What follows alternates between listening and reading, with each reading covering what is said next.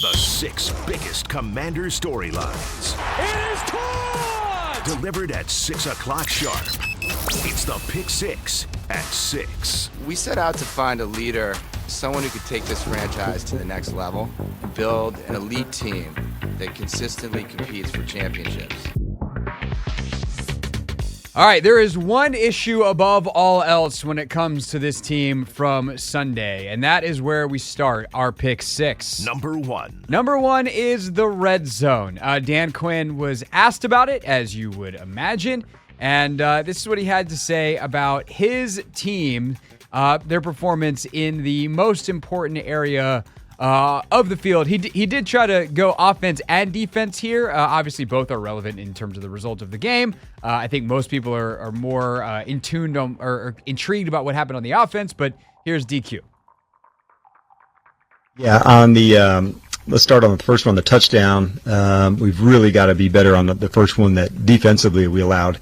The term you've heard it, crack replace, and so when one trap block happens, you got to be ready to step in and get there. And so not to be able to deliver on that one down the red zone, that was a bummer for sure. We misfit, I would say probably 2 or 3 that caused some of their stronger runs, but by and large, I was pleased. I felt, John, that the effort felt more like us. Not to say it was completely true to our identity yesterday, but it felt a lot more like us and moving in that way. So I was pleased with that. I felt it was more physical. There was better hitting.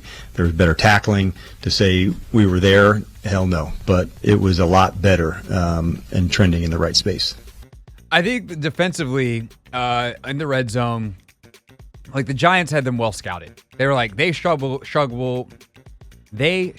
Wow, Anthony. Struggle is an interesting word to struggle on. Let me tell you. Struggle. Luggle. They struggled against Tampa with bunches.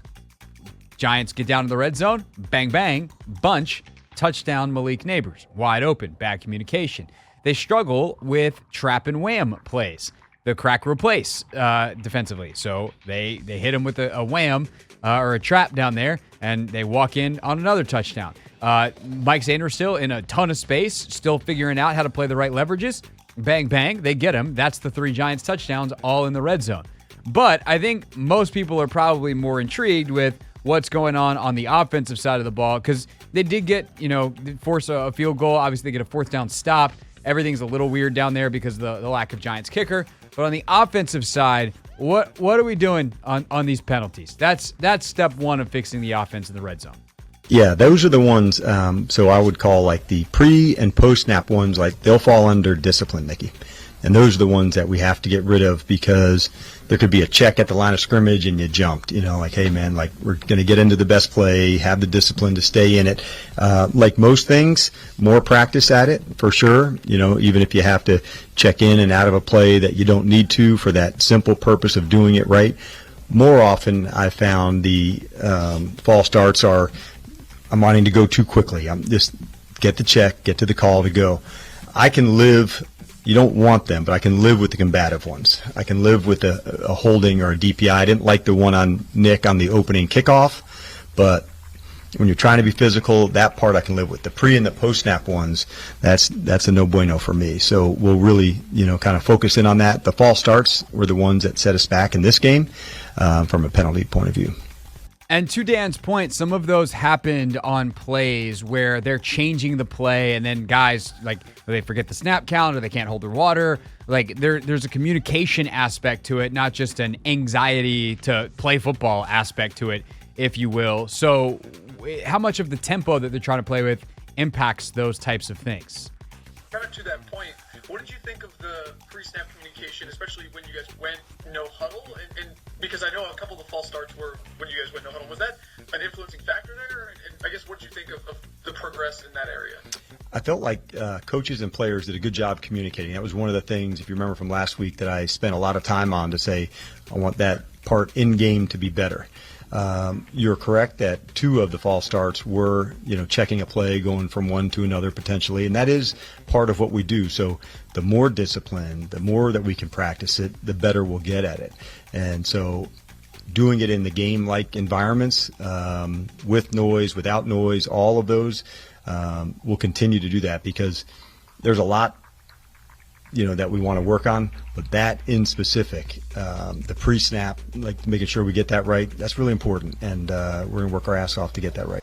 The thing is, you want to go fast because you want to cause communication issues. All the stuff that has happened to the Commanders and some of these problems is what you're actually trying to cause in the other team. The reason it should work is because you're the offense. You're dictating. There's no such thing as hurry up defense. There's, oh crap, they're hurrying up defense. And hopefully you're prepared and you know what you're doing, and then it becomes a non-issue, and you've actually just hopefully got good answers to a simplified offense that's going quick, and you can have them go out quickly and get off the field, and then hopefully your offense can put the other team in a blender and their defense gets real tired, and that's a good way to play complementary football if you can. But on the offensive side, when you go hurry up, you're supposed to be able to avoid all that stuff because you're the one dictating the action. You're the one who knows what to do. And the Commanders have a lot of really good pieces to go hurry up. One, they have a mobile quarterback, so you can get out of bad plays and stay out of bad down and distances because he'll just scramble and keep you moving. Two, they have versatile pieces like running backs who can line up as receivers and tight ends that can line up as tight ends, wide receivers, or fullbacks. You have versatile pieces that can go all over the place that you don't lose some of the formational flexibility and personnel flexibility that you get typically, or you lose typically in hurry up because you can keep the same guys on the field, and if, the second you sub, your hurry up is dead because the other team can take a sub and thus take a breath. So at the end of the day, they got to get it, make sure that they're on the same page, that they understand, hey, if we're in hurry up and we check this is the default snap count, or this, the snap count stays, or the snap count changes, or whatever it is, where you don't have guys jumping off sides. Because you want to quote the old John Wooden quote, you want to be quick without hurrying. You want to go fast but in control where it feels out of control for them. And unfortunately for the Commanders, it felt out of control on the offensive side of things, and that killed their chances of being productive in the red zone. Number two topic that Dan Quinn tackled is Terry McLaurin. He has been a factor, kinda, but certainly not to the level that we know he's capable of. And there was a really great question that Ben Standig asked relative to Malik Neighbors that also, if you read between the lines, can apply to Terry. Here's Standig's question in full and Dan Quinn's response to it. And as somebody who obviously is steeped in the defensive side, they targeted Malik Neighbors 18 times yesterday, and we see some teams just, no matter what, they're throwing it to their guy.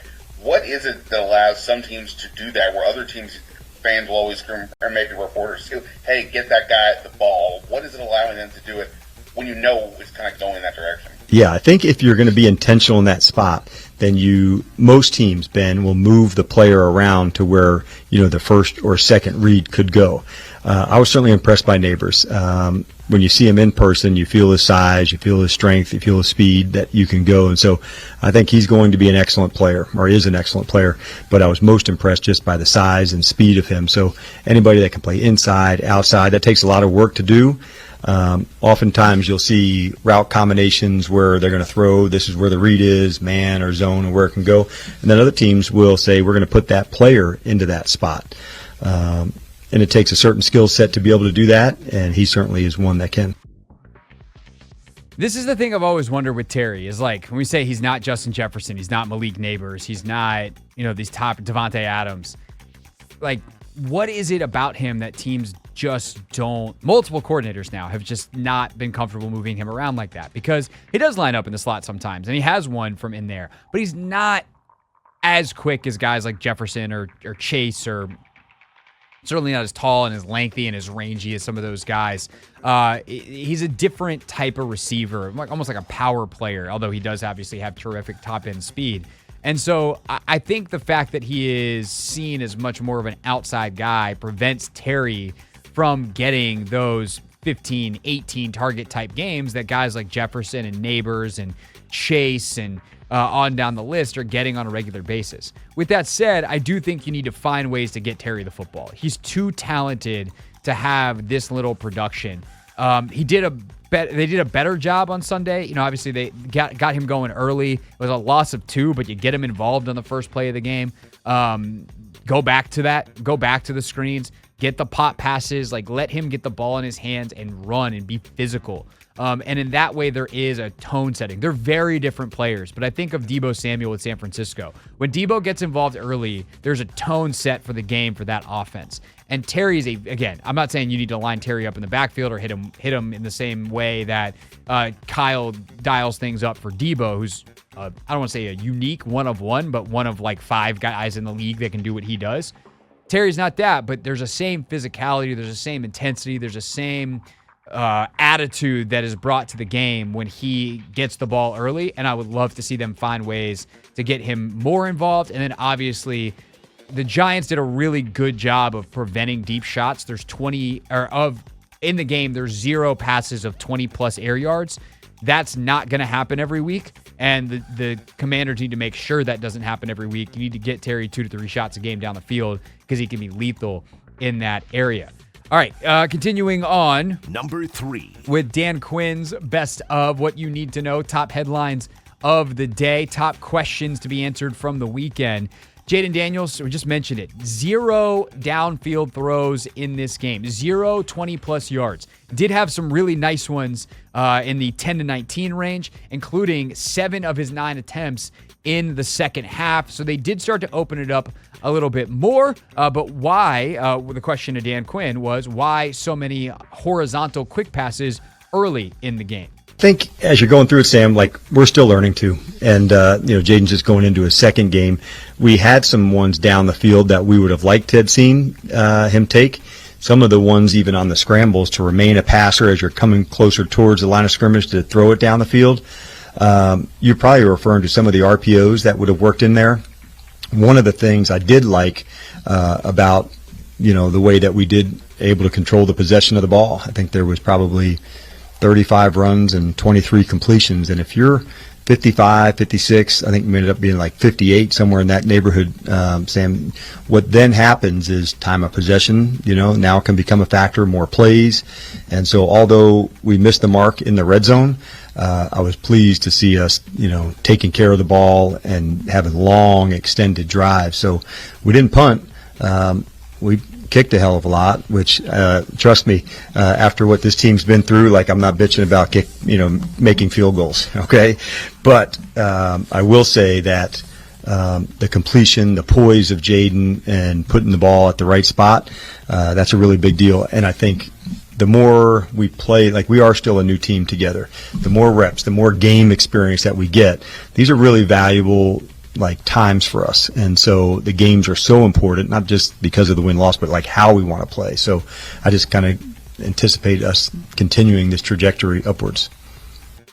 One of the most astute things that I thought Logan said in our tape breakdown today when we tape Take Command, which is available now wherever you get your podcasts, is he thinks Cliff is still finding the right amount of drop back versus these RPOs, these screens, etc. And I talked yesterday during the show about how I think Cliff is really managing the drop back game for Jayden well, because he is struggling more in it than he is with the RPOs. And RPO, I'm going to call it the RPO family of plays, because some of these are not RPO, set hut, put the ball in the back's belly, see what happens to the linebacker, pull it out, throw behind him, or throw the bubble based off where they go in a live action read, if you will, post snap. Some of these are get to the line of scrimmage, survey. Okay, we have numbers to run the football, set hut, bang, hand the ball off. Some of them are get to the line of scrimmage, or on the flip side of that is get to the line of scrimmage, survey, run numbers are bad.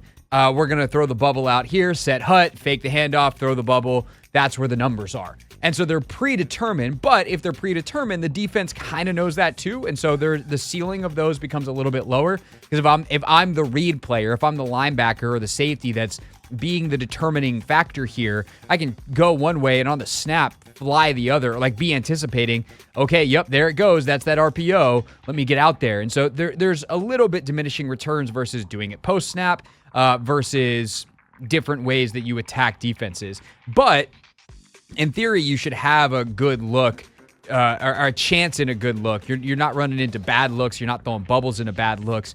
But then guys need to hit blocks. They're very execution heavy, yada, yada, yada. But they're safe throws, and they are going to prevent turnovers. And in theory, you got a quarterback who executes them really well because he's done those box counts before. He's executed that stuff at a high level. He makes good decisions there of when to hand it, when to throw the bubble, when to check out of it completely. Like, he can handle a lot of that stuff. The problem was when you get into like, okay, it's 3rd and long, now we need you to drop back, read a full field, and make a throw. You haven't done it the entire drive. And that's a hard situation on a 3rd down against a complex NFL defense with possibly a blitz coming to have your first full field reads. And as the game went, and especially after Jayden came back from the one play that he missed, they started to sprinkle in more drop back, and I think they found the right rhythm. So going all the way back to the beginning of Dan's answer there, when he says we're still learning, I think that's one of the things they're learning is like, how much do we have to get Jayden some quick game and some real throwing the ball down the field stuff early to get him in a rhythm, and then make sure that we're insulating him and protecting him with some of these predetermined throws in the RPO family, if you will. All right, to the defense and the special teams. Number 4. Players that stood out for Dan Quinn against the Giants. A couple of vets that he wanted to isolate, and one more, by the way, on the offensive side. I thought I'll give you two things. One is the first one, I would say, Zach Ertz. I thought he just made some impactful plays in this game. He's thoughtful. He knows how to get open. He can find the spots in the zones. He made some big plays for us. And then the other spot is on defense. And I thought Wagner and Luvu looked like a pair of linebackers that were square. They tackled. They blitzed. They just felt like they were in connection and concert together, Candy. And so those two, I really felt Frankie's physicality.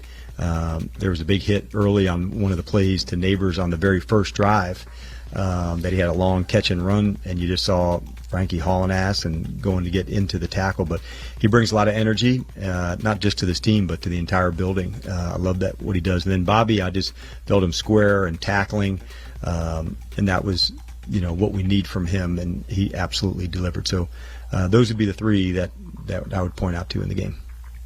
Were all those guys perfect? No, but they did the thing that you'd expect them to do. And I'd add Austin Eckler in there too. Just like the vets on this team, the guys they signed to fill roles, they are giving you exactly what you'd expect. Not unbelievable play, although Eckler, I mean, if there's not the penalty on the kickoff and he runs one back for a touchdown to go with the 70, 80 yards from scrimmage that he has, like that's a damn good day for Austin Eckler. Ertz making the big catches down the field, just consistently knowing how to get open, know how to drop flags and penalties as well. His yardage total in the box score doesn't actually reflect his impact on the game. And then Wagner, better in week 2 than he was in week 1, continuing to learn some of the coverage stuff in this version of this defense, different than the one he played in Seattle. And obviously he's a little more advanced in age, so he's got to figure out how to play within his current capabilities, but all in all, playing really well. And yeah, the physicality that Luvu plays with jumps off the tape. And unfortunately, like my 2 favorite defensive plays from the game are that one where it's a big run, but the physicality to end it ends it violently. And then BSJ, like it's another big run, but the punch out he has, the relentless pursuit, and the hey, I know this has been bad up to this point, but let's turn this around and go make a play. That's big time stuff and who this team very much wants to be. Number 5. Obviously, you can't go through the biggest stories of the day from the weekend and tie up all the loose ends without talking about Austin Seibert. He made 7 field goals. Must be a nice feeling for his head coach. Yeah, absolutely, Ken. And going into it, I thought first to recognize Adam and Lance and the personnel department, to say that they've been digging and finding and looking and just not going to back off in terms of the competing of what it would take to find it. And so Austin was somebody that we had spoke about a while back, even all the way back when we were at New York and New Jersey practicing against them and playing the Jets. So he was somebody that had just been on our radar, knowing that they had a good kicker in Greg Zuerlein. So if he was somebody that was going to be available, then he was somebody that we were going to consider. What does it mean to deliver for the team? A lot, because we've been up and down in this spot of our special teams. I love the energy and the toughness that our special teams bring. So this is kind of the last piece, to stir the drink a little bit, to make sure. I love the kickoff side. I was bummed that Austin didn't get the touchdown, but we're going to be a factor on special teams, the way we run, the way we hit. And so this was a really important piece to know that he can be counted on in those moments. So, yeah, it's a really big deal. And last but not least, one more loose end to tie up. A lot of questions after the game. Hey, why did Jamon Davis not play? Dan Quinn was asked yesterday, and, that's number 6. We actually put up 5 defensive tackles. We knew we were going to have a pitch count, so to speak, on Johnny Newton. And so we felt with him 12 to 15 reps for his first game, we needed an extra big guy in the rotation for that game. So it was more by design. If Johnny was going to be up, then we were going to add an extra practice squad player up to have 5 defensive tackles as opposed to 5 DNs based on the limited playing time for Johnny. So that was by design. And then the unspoken part of that is the guy that's last on the depth chart, the 5th defensive end, is Jamin Davis. And I realize that for a lot of us that have been around pre-Dan Quinn, it's like, whoa, that's a first-round pick. What do you mean he's last on the depth chart? But that's the reality of where we are in the final year of his rookie deal as they continue with this experiment. And maybe later in the year, he's past Javonte Jean-Baptiste. But for what Jean-Baptiste brings right now and what Jean-Baptiste brings on special teams, they clearly thought that he was the more valuable player. And so Jamin Davis as the last guy in the defensive end rotation behind, obviously, your 2 starters, behind Dorrance Armstrong and Cleveland Ferrell, behind Dexter or Dante Fowler, and behind Javonte Jean-Baptiste, he's the odd man out.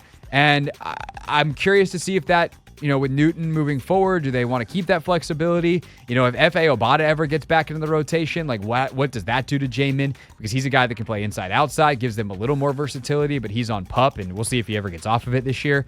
But it's definitely doesn't mean the Jamin Davis experiment is over. It's just the reality that every single week they got to pick guys to be inactive based off what they need in that given week. And Jamison Crowder was a guy who caught a couple balls week 1 and was their number 1 punt returner. He was inactive week 2 because Noah Brown was up. What happens this week? Do they like what they saw enough from Olamide Zaccheaus to keep Crowder down? Seems like Noah Brown's certainly going to be up. And so is Crowder just going to be inactive every week? We'll see. I'd imagine so. But I went into Sunday not knowing if it would be Luke McCaffrey, Zaccheaus, someone else returning punts. Sainristil still, who knows? And that's the thing is we're all still learning what this coaching staff values. They've done a good job of playing a lot of stuff close to the vest, but at the end of the day, when the lineup card goes out and the snap counts are distributed and the games are played, we learn more about them. And they don't care that Jamin Davis was a former first-round pick. They look at where he is right now, that he's the last guy, and it's not personal. And I don't think Jamin takes it personally. If he wants to get more snaps, he's going to have to play better in practice and continue to show growth that he has. And I think he's doing what they asked. So we'll see if Jamin can get back out there. He did make some plays in week 1. I'm sure there's some other stuff that wasn't quite as good because it's a new position for him. And that's what happens to players who are learning new positions in the league. And so going to be interesting to watch. Going to be something to track for sure. But that is that loose end tied up from Sunday. That's our pick 6, tying up all the loose ends from the weekend, courtesy of Dan Quinn's press conference yesterday. What's up, kiddos? It's your boy Clinton Yates from ESPN. It's the Hoffman Show on the Team 980. Tell your mama I said what's up.